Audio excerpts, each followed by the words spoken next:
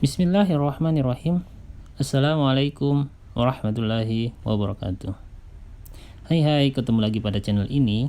Hari ini akan membahas mengenai letusan Gunung Anak Krakatau yang terjadi pada tanggal 3 dan 4 Februari 2022. Hasil kajian yang telah dilakukan menunjukkan bahwa letusan Gunung Anak Krakatau disebabkan oleh gempa Banten yang terjadi pada tanggal 14 Januari 2022.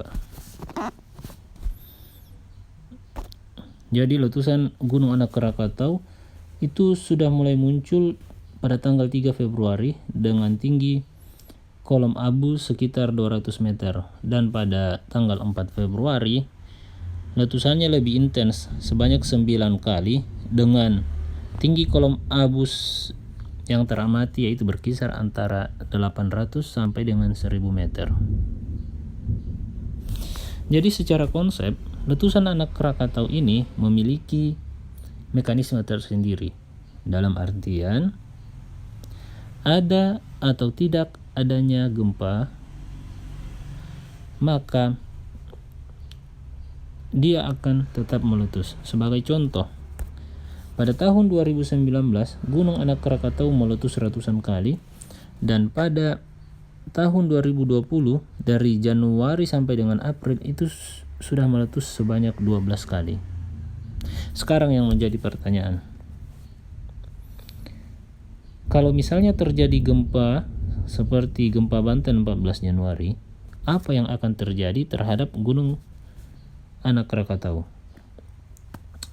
Sebelum membahasnya, terlebih dahulu kita akan melihat proses. Sebelum menjawab pertanyaan yang tadi, kita terlebih dahulu akan melihat proses pembentukan dari Gunung Krakatau secara umum.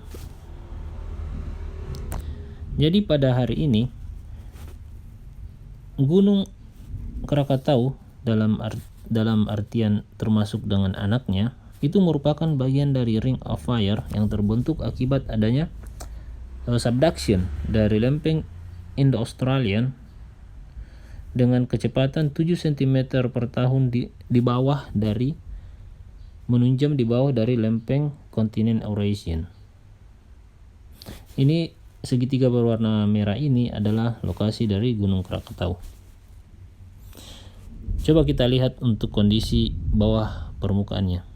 Dari penampang seismik di bagian selatan dari Anak Krakatau menunjukkan adanya subduction lempeng oseanik, dan di bagian barat daya dari Anak Krakatau itu menunjukkan adanya kontak. Kita lihat lempeng subduction dari lempeng oseanik berada di bawah dari lempeng continental Eurasian. Ini kondisi hari ini. Coba kita lihat untuk dalam bentuk kartun atau animasinya seperti apa. Ini dari laman dongeng geologi menunjukkan subduction dan membentuk adanya gunung api. Ini model dari Pulau Sumatera, tapi ini masih bisa digunakan untuk sebagai model di Gunung Krakatau. Jangan adanya subduction ini, maka akan membentuk penjajaran pegunungan. Jadi dari Sumatera sampai dengan di Jawa bagian selatan itu adalah penjajaran gunung api. Dan di lokasi subduction atau biasa yang dikenal dengan nama Wadati atau Benioff Zone, disitulah terbentuk gempa bumi. Dan untuk gempa Banten, kami interpretasikan itu terbentuk di sekitaran dari zona tunjaman ini. Sekarang kita coba menjawab apa yang akan terjadi dari gempa Banten di tanggal 14 Januari terhadap gunung api Krakatau, Anak Krakatau. Jadi jawabannya adalah gempa Banten itu akan mempercepat terjadinya letusan Anak Krakatau. Jadi boleh dikatakan gempa Banten yang memicu letusan gunung api. Kita lihat penjelasannya lebih detail. Bulatan warna kuning adalah lokasi gempa Banten, dan yang warna hitam ini itu adalah Bank Mandiri di Kota Palembang. Jarak antara gempa Banten ke Palembang ini sekitar 440 km. Artinya dengan jarak ini itu masih terasa getaran dari gempa tersebut. Di Jakarta dengan jarak 196 km, getaran gempa masih terasa. Sedangkan jarak antara gempa Banten dengan Anak Krakatau itu hanya sekitar 94 km.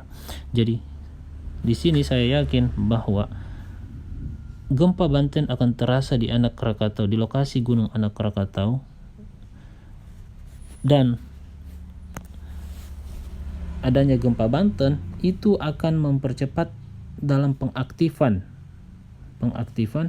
sesar-sesar struktur geologi, dalam mempercepat pengaktifan struktur geologi yang selanjutnya akan menyebabkan terjadinya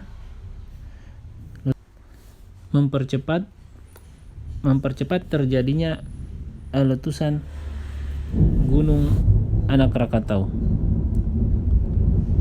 Data selanjutnya yaitu dari Pusat Vulkanologi dan Mitigasi Bencana Geologi menyatakan bahwa pada tanggal 16 Januari itu